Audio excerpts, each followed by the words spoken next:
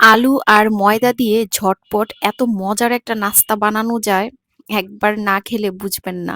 খুবই সহজে বানানো আর খেতে দারুণ লাগে। তো প্রথমে আমি আলু সিদ্ধ করে একটু হাত দিয়ে চটকিয়ে নিয়েছি, আর সাথে মরিচ, পেঁয়াজ সবকিছু কুচানো করে আলুটাকে আমি একটু সটে করে নিচ্ছি। সাথে চিলি ফ্লেক্স দিয়েছি, ঝালটা একটু বেশি দিবেন, আর বাচ্চারা খেলে ঝালের পরিমাণটা কম দিবেন।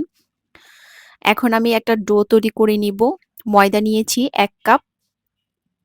এখানে লবণ আর তেল, পানি দিয়ে একটা সুন্দর সফট ডো তৈরি করে নিয়েছি। খুব একটা সফটও না, আবার খুব একটা শক্তও না। আমি এটাকে একটু রুটির মতো করে বেলে নিয়েছি। এখন হালকা ছেঁকে নিব। ২ টাকে আমি ছেঁকে আগে তুলে নিব, না হয় লেগে যাবে। তো এখন আমি দিয়ে দিব বাটার।